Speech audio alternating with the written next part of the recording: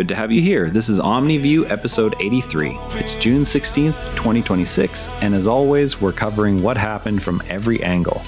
Let's look at the day's news from every angle. A 9-year-old Australian girl's death during a police operation in Pakistan has renewed scrutiny of security tactics and cross-border accountability.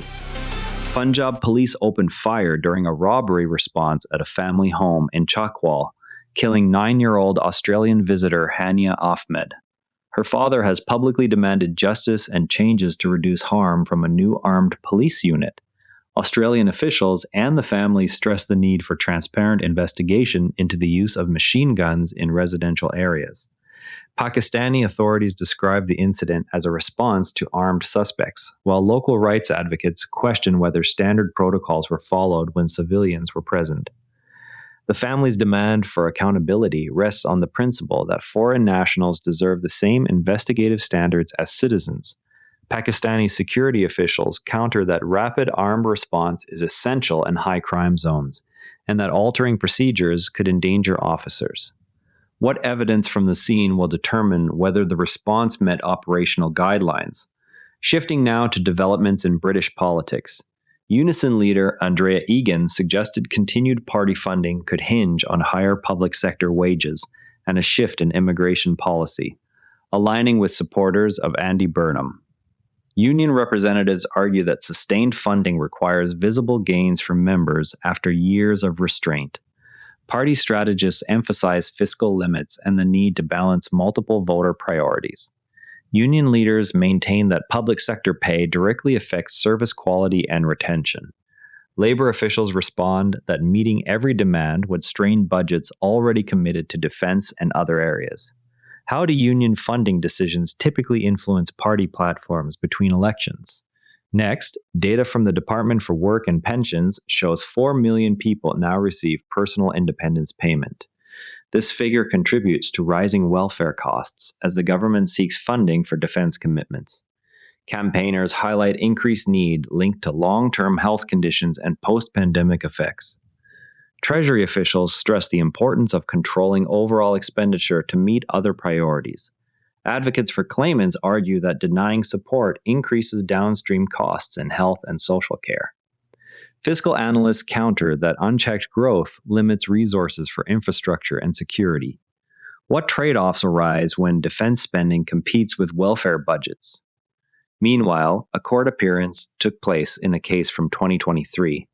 Claire Fremantle, 49, was charged with causing death by dangerous driving after a car struck a Wimbledon prep school, killing 2 8-year-old girls and injuring others. Prosecutors present evidence of driving standards that fell below what is expected in a school zone. The defense will likely examine road conditions and visibility at the time. Families of the victims seek accountability through the criminal process. Legal experts note that dangerous driving cases often hinge on speed, distraction, and context rather than intent. What evidence will the court examine to establish dangerous driving? Turning to international diplomacy, during a state visit, China and Myanmar concluded 18 agreements covering trade, disaster assistance, and other areas, with Beijing expressing continued political support. Chinese officials framed the deals as mutually beneficial economic partnership. Myanmar representatives highlight practical needs in infrastructure and emergency response. Supporters of closer ties argue that economic cooperation can stabilize border regions. Observers concerned about governance note that external backing can affect domestic accountability. What oversight exists for disaster assistance funds? A monastery in Lebanon has opened its facilities to people forced from their homes by recent conflict, offering space to families including children. Local religious leaders describe the effort as a practical response to immediate humanitarian needs.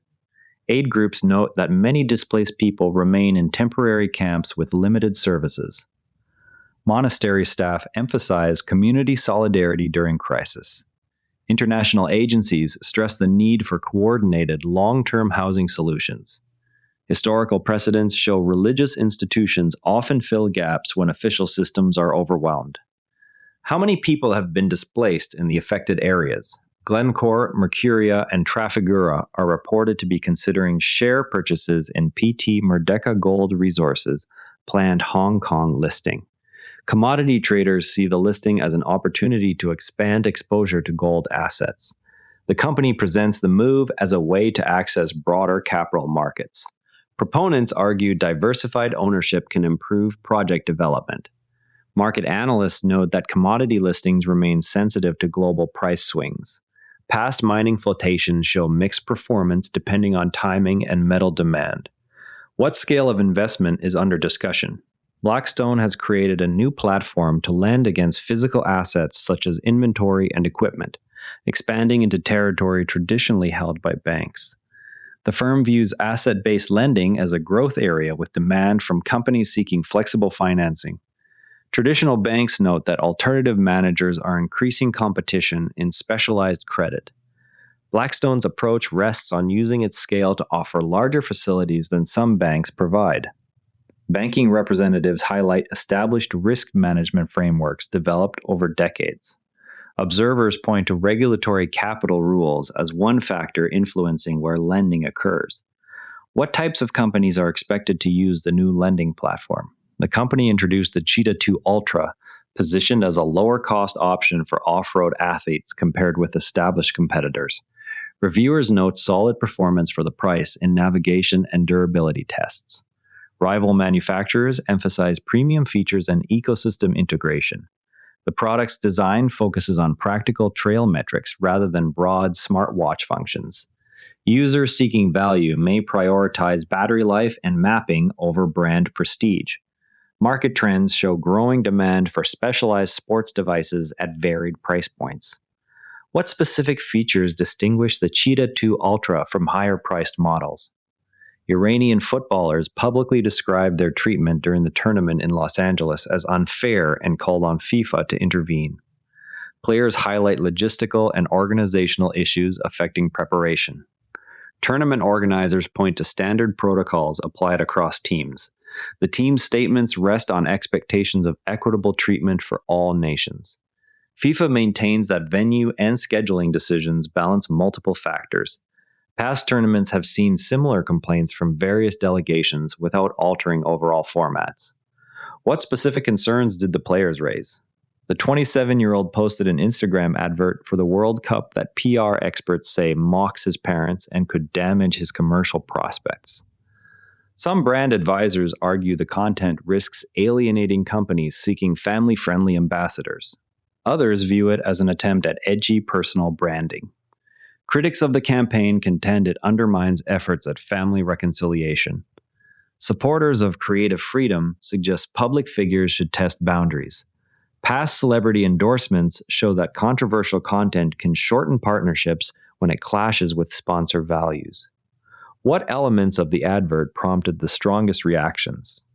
Now, to really understand this story, there's something most coverage leaves out. Most coverage of visa refusals treats them as simple administrative outcomes, yet the process involves layered checks that weigh national security data against individual circumstances and diplomatic relations. When a government like Ghana requests judicial review of a Canadian denial for a high-profile athlete, the case tests how consistently those checks are applied and whether public interest can prompt re-examination without altering the underlying rules.